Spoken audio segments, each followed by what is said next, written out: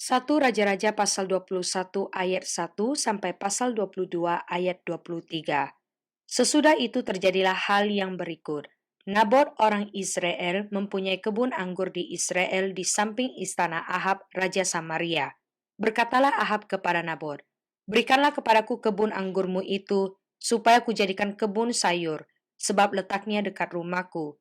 Aku akan memberikan kepadamu kebun anggur yang lebih baik daripada itu sebagai gantinya.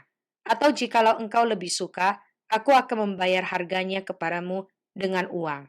Jawab Nabot kepada Ahab, "Kiranya Tuhan menghindarkan aku daripada memberikan milik pusaka nenek moyangku kepadamu." Lalu masuklah Ahab ke dalam istananya dengan kesal hati dan gusar karena perkataan yang dikatakan Nabot orang Israel itu kepadanya, "Tidak akan kuberikan kepadamu milik pusaka nenek moyangku." Maka berbaringlah ia di tempat tidurnya dan menelungkupkan mukanya dan tidak mau makan.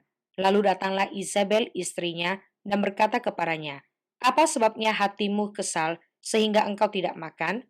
Lalu jawabnya kepadanya, "Sebab aku telah berkata kepada Nabot orang Israel itu, berikanlah kepadaku kebun anggurmu dengan bayaran uang, atau jika engkau lebih suka, aku akan memberikan kebun anggur kepadamu sebagai gantinya." Tetapi sahutnya, "Tidak akan kuberikan kepadamu kebun anggurku itu." Kata Isabel istrinya kepadanya, "Bukankah engkau sekarang yang memegang kuasa raja atas Israel? Bangunlah, makanlah dan biarlah hatimu gembira. Aku akan memberikan kepadamu kebun anggur Nabot orang Israel itu." Kemudian ia menulis surat atas nama raja, lalu mengirim surat itu kepada tua-tua dan pemuka-pemuka yang diam sekota dengan Nabot. Dalam surat itu ditulisnya demikian, "Maklumkanlah puasa dan suruhlah Nabot duduk paling depan di antara rakyat. Suruh jugalah 2 orang dursila duduk menghadapinya, dan mereka harus naik saksi terhadap dia dengan mengatakan engkau telah mengutuk Allah dan raja. Sesudah itu bawalah dia keluar dan lemparilah dia dengan batu sampai mati." Orang-orang sekotanya, yakni tua-tua dan pemuka-pemuka yang diam di kotanya itu, melakukan seperti yang diperintahkan Isabel kepada mereka, seperti yang tertulis dalam surat yang dikirimkannya kepada mereka. Mereka memaklumkan puasa dan menyuruh Nabot duduk paling depan di antara rakyat. Kemudian datanglah 2 orang, yakni orang-orang dursila itu, lalu duduk menghadapi Nabot. Orang-orang dursila itu naik saksi terhadap Nabot di depan rakyat. Katanya, "Nabot telah mengutuk Allah dan raja." Sesudah itu mereka membawa dia keluar kota, lalu melempari dia dengan batu sampai mati. Setelah itu mereka menyuruh orang kepada Isabel mengatakan Nabot sudah dilempari sampai mati. Segera sesudah Isabel mendengar bahwa Nabot sudah dilempari sampai mati, berkatalah Isabel kepada Ahab, "Bangunlah, ambillah kebun anggur Nabot orang Israel itu menjadi milikmu, karena Nabot yang menolak memberikannya kepadamu dengan bayaran uang sudah tidak hidup lagi, ia sudah mati." Segera sesudah Ahab mendengar bahwa Nabot sudah mati, ia bangun dan pergi ke kebun anggur Nabot, orang Israel itu, untuk mengambil kebun itu menjadi miliknya. Tetapi datanglah firman Tuhan kepada Elia orang Tisbe itu, bunyinya, "Bangunlah, pergilah menemui Ahab raja Israel yang di Samaria. Ia telah pergi ke kebun anggur Nabot untuk mengambil kebun itu menjadi miliknya." Katanya kepadanya demikian, "Beginilah firman Tuhan, engkau telah membunuh serta merampas juga."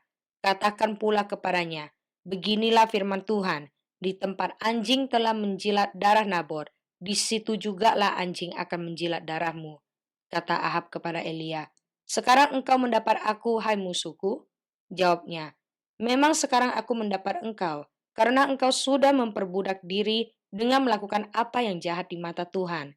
Sesungguhnya aku akan mendatangkan malapetaka kepadamu. Aku akan menyapu engkau dan melenyapkan setiap orang laki-laki dari keluarga Ahab, baik yang tinggi maupun yang rendah kedudukannya di Israel.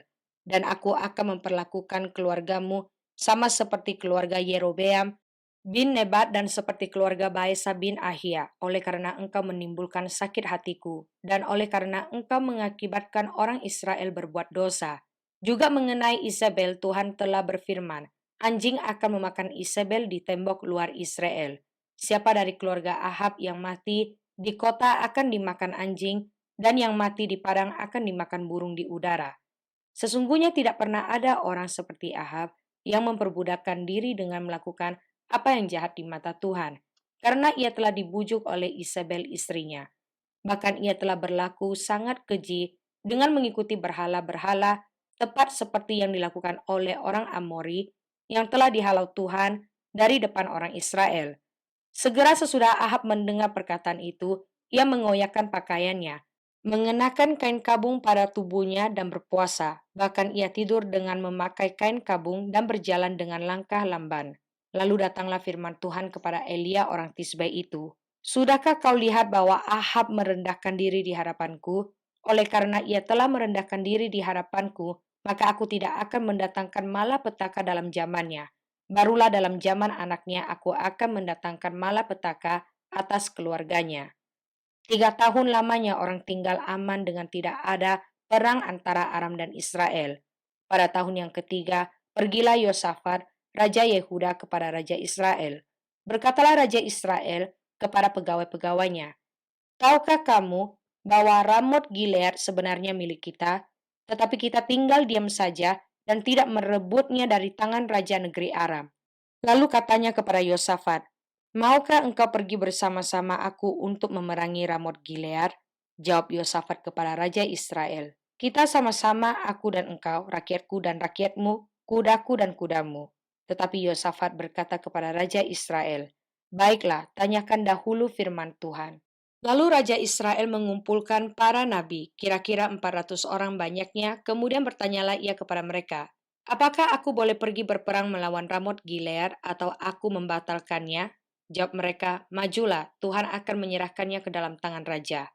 Tetapi Yosafat bertanya, tidak adakah lagi di sini seorang nabi Tuhan supaya dengan perantaraannya kita dapat meminta petunjuk? Jawab Raja Israel kepada Yosafat, masih ada seorang lagi yang dengan perantaraannya dapat diminta petunjuk Tuhan, tetapi aku membenci dia, sebab tidak pernah ia menubuatkan yang baik tentang aku, melainkan malapetaka. Orang itu ialah Mikah bin Yimla, kata Yosafat. Janganlah raja berkata demikian. Kemudian Raja Israel memanggil seorang pegawai istana. Katanya, jemputlah Mikah bin Yimla dengan segera. Sementara Raja Israel dan Yosafat, Raja Yehuda duduk masing-masing di atas tatahnya dengan pakaian kebesaran di suatu tempat pengirikan di depan pintu gerbang Samaria, sedang semua nabi itu bernubuat di depan mereka. Maka Zedekia bin Kenaana membuat tanduk-tanduk besi lalu berkata, beginilah firman Tuhan, dengan ini engkau akan menanduk Aram sampai engkau menghabiskan mereka. Juga semua nabi itu bernubuat demikian, katanya, majulah ke Ramot Gilead, dan engkau akan beruntung. Tuhan akan menyerahkannya ke dalam tangan raja. Suruhan yang pergi memanggil Mika itu berkata kepadanya, ketahuilah, nabi-nabi itu sudah sepakat meramalkan yang baik bagi raja. Hendaklah engkau juga berbicara seperti salah seorang daripada mereka dan meramalkan yang baik. Tetapi Mika menjawab, demi Tuhan yang hidup, sesungguhnya apa yang akan difirmankan Tuhan kepadaku, itulah yang akan kukatakan. Setelah ia sampai kepada raja, bertanyalah raja kepadanya, Mika, apakah kami boleh pergi berperang melawan Ramot Gilead, atau kami membatalkannya? Jawab kepadanya, majulah dan engkau akan beruntung, sebab Tuhan akan menyerahkan ke dalam tangan raja. Tetapi raja berkata kepadanya, sampai berapa kali aku menyuruh engkau bersumpah, supaya engkau mengatakan kepadaku tidak lain dari kebenaran demi nama Tuhan? Lalu jawabnya, telah kulihat seluruh Israel bercerai-berai di gunung-gunung seperti domba-domba yang tidak mempunyai gembala. Sebab itu Tuhan berfirman, mereka ini tidak punya tuan, baik masing-masing pulang ke rumahnya dengan selamat. Kemudian Raja Israel berkata kepada Yosafat, bukankah telah kukatakan kepadamu, tidak pernah ia menubuatkan yang baik tentang aku, melainkan hanya malapetaka? Kata Mika, sebab itu dengarkanlah firman Tuhan, aku telah melihat Tuhan sedang duduk di atas tatahnya, dengan segenap tentara sorga berdiri di dekatnya, di sebelah kanannya dan di sebelah kirinya. Dan Tuhan berfirman, siapakah yang akan membujuk Ahab untuk maju berperang supaya ia tewas di Ramot Gilead? Maka yang seorang berkata begini, yang lain berkata begitu. Kemudian tampillah suatu roh, lalu berdiri di hadapan Tuhan. Ia berkata, aku ini akan membujuknya. Tuhan bertanya kepadanya, Dengan apa? Jawabnya, aku akan keluar dan menjadi roh dusta dalam mulut semua nabinya. Ia berfirman, biarlah engkau membujuknya dan engkau akan berhasil pula. Keluarlah dan perbuatlah demikian. Karena itu sesungguhnya Tuhan telah menaruh roh dusta ke dalam mulut semua nabimu ini, sebab Tuhan telah menetapkan untuk menimpakan malapetaka kepadamu. Mazmur pasal 75 ayat 1 sampai ayat 11. Untuk pemimpin biduan, menurut lagu, jangan memusnahkan. Mazmur Asaf, nyanyian. Kami bersyukur kepadamu ya Allah, kami bersyukur, dan orang-orang yang menyerukan namamu menceritakan perbuatan-perbuatanmu yang ajaib. Apabila aku menetapkan waktunya, aku sendiri akan menghakimi dengan kebenaran. Bumi hancur dan semua penduduknya, tetapi akulah yang mengokohkan tiang-tiangnya. Selah, aku berkata kepada pembual-pembual, jangan membual, dan kepada orang-orang fasik, jangan meninggikan tanduk. Jangan mengangkat tandukmu tinggi-tinggi. Jangan berbicara dengan bertegang leher. Sebab bukan dari timur atau dari barat, dan bukan dari padang gurun datangnya peninggian itu. Tetapi Allah adalah hakim. Direndahkannya yang satu, dan ditinggikannya yang lain. Sebab sebuah piala ada di tangan Tuhan, berisi anggur berbuih, penuh campuran bumbu. Ia menuang dari situ, sungguh ampasnya akan dihirup dan diminum oleh semua orang fasik di bumi. Tetapi aku hendak bersorak-sorak untuk selama-lamanya. Aku hendak bermasmur bagi Allah Yakub. Segala tanduk orang-orang fasik akan dihancurkannya, tetapi tanduk-tanduk orang benar akan ditinggikan. Amsal pasal 16 ayat 16 sampai ayat 17. Memperoleh hikmat sungguh jauh melebihi memperoleh emas, dan mendapat pengertian jauh lebih berharga daripada mendapat perak. Menjauhi kejahatan itulah jalan orang jujur. Siapa menjaga jalannya, memelihara nyawanya. Kisah para Rasul pasal 2 ayat 1 sampai ayat 21. Ketika tiba hari Pentakosta, semua orang percaya berkumpul di satu tempat. Tiba-tiba, turunlah dari langit suatu bunyi seperti tiupan angin keras yang memenuhi seluruh rumah di mana mereka duduk. Dan tampaklah kepada mereka lidah-lidah seperti nyala api yang bertebaran dan hingga pada mereka masing-masing. Maka penuhlah mereka dengan Roh Kudus.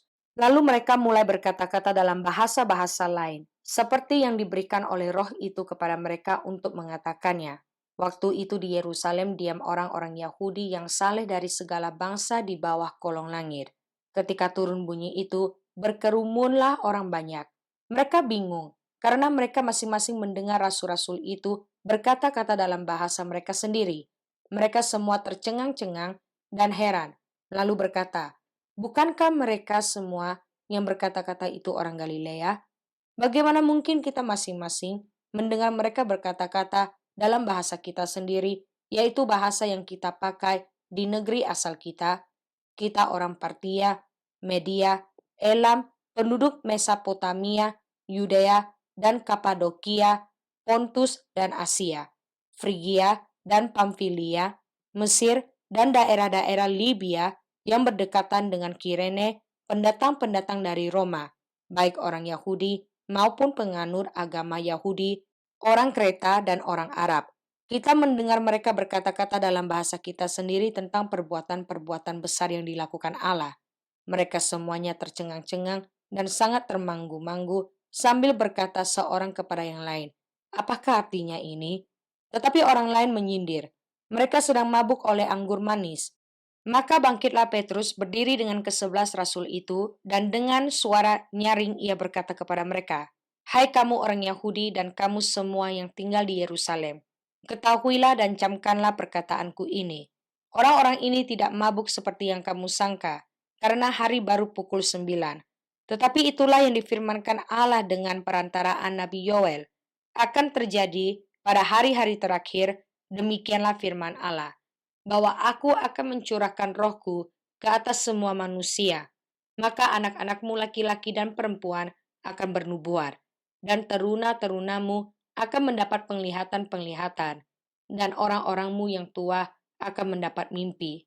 Juga ke atas hamba-hambaku laki-laki dan perempuan akan kucurahkan rohku pada hari-hari itu, dan mereka akan bernubuat, dan aku akan mengadakan mujizat-mujizat di atas, di langit, dan tanda-tanda di bawah, di bumi, darah, dan api, dan gumpalan-gumpalan asap. Matahari akan berubah menjadi gelap gulita, dan bulan menjadi darah, sebelum datangnya hari Tuhan, hari yang besar dan mulia itu. Dan barang siapa yang berseru kepada nama Tuhan akan diselamatkan.